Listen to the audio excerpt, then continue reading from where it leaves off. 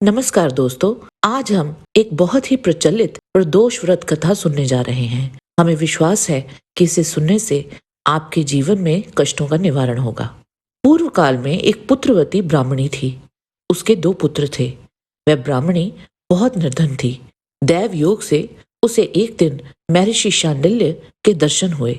महर्षि के मुख से प्रदोष व्रत की महिमा सुनकर उस ब्राह्मणी ने ऋषि से पूजन की विधि पूछी। उसकी श्रद्धा और आग्रह से ऋषि ने उस ब्राह्मणी को शिव पूजन का उपयुक्त विधान बतलाया और उस ब्राह्मणी से कहा, तुम अपने दोनों पुत्रों से शिव की पूजा कराओ।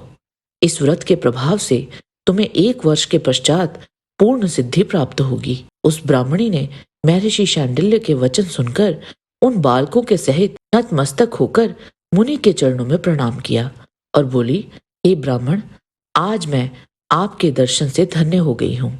मेरे ये दोनों कुमार आपके सेवक हैं। आप मेरा उद्धार कीजिए। उस ब्राह्मणी को शरणागत जानकर मुनि ने मधुर वचनों द्वारा दोनों कुमारों को शिवजी की आराधना विधि बतलाई। तदंतर ये दोनों बालक और ब्राह्मणी मुनि को प्रणाम कर शिव मंदिर में चले गए। उस दिन से वे दोनों बालक मुनि के कथना अनुसार नियम पूर्वक प्रदोष काल में शिवजी की पूजा करने लगे। पूजा करते हुए उन दोनों को 4 महीने बीत गए। एक दिन राजसुत की अनुपस्थिति में शुचिव्रत स्नान करने नदी किनारे चला गया और वहां जल क्रीड़ा करने लगा। संयोग से उसी समय उसे नदी की दरार में चमकता हुआ धन का बड़ा सा कलश दिखाई पड़ा। उस धन पूरित कलश को देखकर शुचिव्रत बहुत प्रसन्न हुआ। उस कलश को वह सिर पर रखकर घर ले आया। कलश भूमि पर रखकर वह अपनी माता से बोला, हे माता, शिवजी की महिमा तो देखो। भगवान ने इस घड़े के रूप में मुझे अपार संपत्ति दी है। उसकी माता घड़े को देखकर आश्चर्य करने लगी और राजसुत को बुलाकर कहा, बेटे, मेरी बात सुनो। तुम दोनों इस धन को आधा आधा बांट लो। माता की बात सुनकर शुचिव्रत बहुत प्रसन्न हुआ, परंतु राजसुत ने अपनी असहमति प्रकट करते हुए कहा, हे माँ, यह धन तेरे पुत्र के पुण्य से प्राप्त हुआ है। मैं इसमें किसी प्रकार का हिस्सा लेना नहीं चाहता, क्योंकि अपने किए कर्म का फल मनुष्य स्वयं ही भोगता है। इस प्रकार शिव पूजन करते हुए एक ही घर में उन्हें 1 वर्ष व्यतीत हो गया। एक दिन राजकुमार ब्राह्मण के पुत्र के साथ वसंत ऋतु में वन विहार करने के लिए गया। वे दोनों जब साथ साथ वन से बहुत दूर निकल गए तो उन्हें वहां पर सैकड़ों गंधर्व कन्याएं खेलती हुई दिखाई पड़ी। ब्राह्मण कुमार उन गंधर्व कन्याओं को क्रीड़ारत देखकर राजकुमार से बोला, यहाँ पर कन्याएं विहार कर रही हैं, इसलिए हम लोगों को अब और आगे नहीं जाना चाहिए, क्योंकि वे गंधर्व कन्याएं शीघ्र ही मनुष्यों के मन को मोहित कर लेती हैं। इसलिए मैं तो इन कन्याओं से दूर ही रहूंगा। परंतु राजकुमार उसकी बात अनसुनी कर कन्याओं के विहार स्थल में निर्भीक भाव से अकेला ही चला गया। उन सभी गंधर्व कन्याओं में प्रधान सुंदरी उस समय आए हुए राजकुमार को देखकर मन में विचार करने लगी कि कामदेव के समान सुंदर रूप वाला ये राजकुमार कौन है।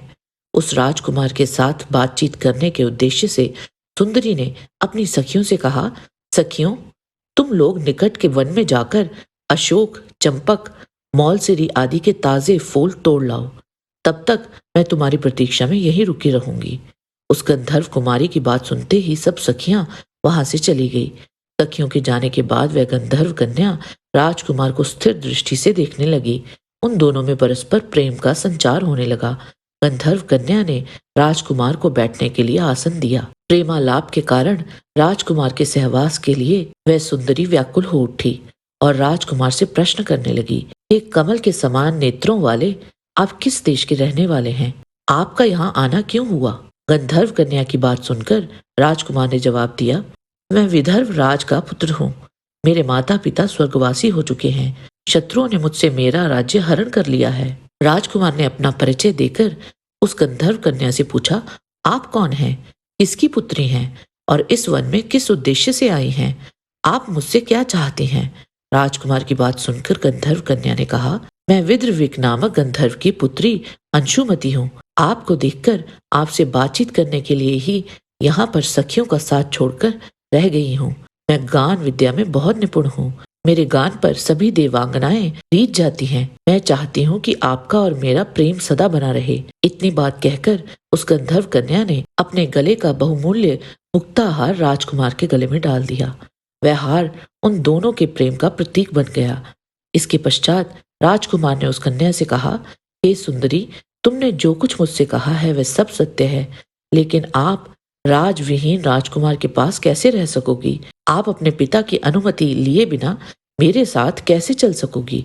राजकुमार की बात पर कन्या मुस्कुराकर कहने लगी, जो कुछ भी हो, मैं अपनी इच्छा से आपका वरण करूंगी। अब आप परसों प्रातःकाल यहाँ आइएगा। मेरी बात कभी झूठ नहीं हो सकती। गंधर्व कन्या ऐसा कहकर पुनः अपनी सखियों के पास चली गई। इधर वह राजकुमार भी शुचिव्रत के पास जा पहुंचा और अपना सारा वृतांत कह सुनाया। इसके बाद वे दोनों घर लौट गए। घर पहुंचकर उन लोगों ने ब्राह्मणी को सब हाल कहा, जिसे सुनकर वह ब्राह्मणी भी हर्षित हुई। गंधर्व कन्या के कहे अनुसार राजकुमार और शुचिव्रत उसी वन में पहुंचे। वहां पहुंचकर उन लोगों ने देखा गंधर्व राज अपनी पुत्री अंशुमति के साथ उपस्थित होकर प्रतीक्षा में बैठे हैं। गंधर्व ने उन दोनों कुमारों का अभिनंदन करके उन्हें सुंदर आसन पर बिठाया और राजकुमार से कहा, मैं परसों कैलाशपुरी को गया था। वहां पर भगवान शंकर पार्वती सहित विराजमान थे। उन्होंने मुझे अपने पास बुलाकर कहा, पृथ्वी पर राज्यच्युत होकर धर्मगुप्त नामक राजकुमार घूम रहा है। शत्रुओं ने उसके वंश को नष्ट भ्रष्ट कर दिया है। वह कुमार सदा ही भक्ति पूर्वक मेरी सेवा किया करता है।